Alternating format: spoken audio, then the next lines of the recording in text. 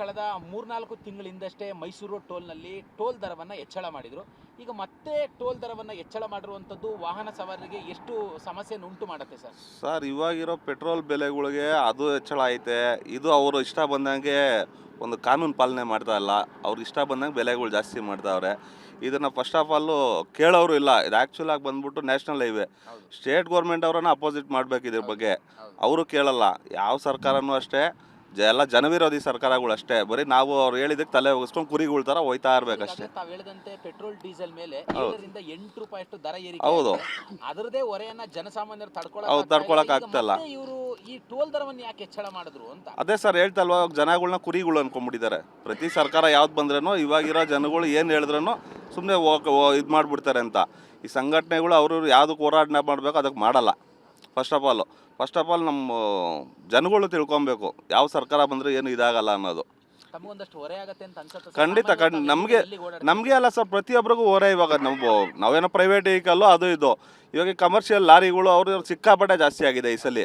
ಅದೆಲ್ಲ ನಮ್ಮ ತಲೆ ಮೇಲೆ ತಾನೇ ಬೀಳೋದು. ಪ್ರತಿಯೊಬ್ಬ ಜನಸಾಮಾನ್ಯರ ಮೇಲೆ ಹೊರೆ ಬೀಳೋದು ಇದೆಲ್ಲ.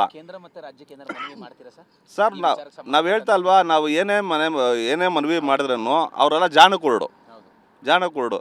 ಇವಾಗ ಹೋರಾಟ ಮಾಡಿದ್ರು ಯಾರ್ದಾನ ಒಬ್ಬರದಾನ ಒಂದು ಇದು ನಡೀತಾ ಇದೆಯಾ? ಜನಸಾಮಾನ್ಯರದ್ದು ಕಷ್ಟ ಸುಖ ಯಾರನ್ನ ಕೇಳೋ ಸರ್ಕಾರ ಇದೆಯಾ? ಯಾವುದೂ ಇಲ್ಲ. ನಾವು ಅಷ್ಟೇ ಹಂಗೆ ಹೋಗ್ತಾ ಇರ್ಬೇಕಷ್ಟೇ. ಪ್ರತಿ ಕುರಿಗಳ ಥರ ನಾವು ಕುರಿ ಮಂದಿಯಲ್ಲಿ ಒಂದು ಕುರಿಯಾಗಿ ಹೋಗ್ತಾ ಇರಬೇಕು. 3-4 ತಿಂಗಳಿಂದ ಅಷ್ಟೇ ಮೈಸೂರು ಟು ಬೆಂಗಳೂರು ಎಕ್ಸ್ಪ್ರೆಸ್ ಹೈವೇನ ಟೋಲ್ ದರವನ್ನು ಏರಿಕೆ ಮಾಡಿದರು.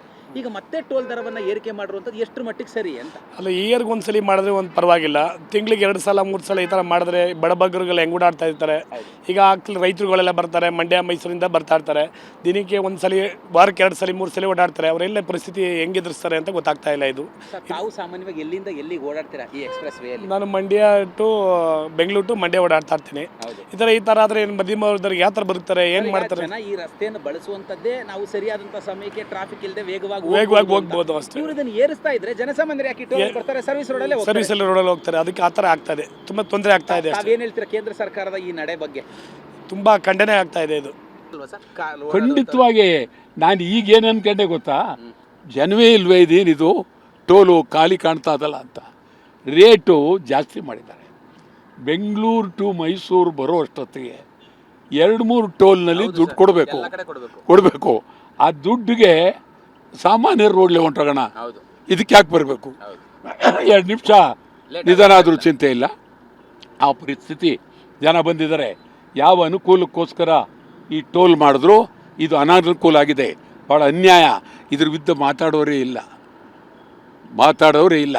ಆದ್ದರಿಂದ ಇದನ್ನು ನಾನು ತೀವ್ರವಾಗಿ ಖಂಡಿಸ್ತೀನಿ.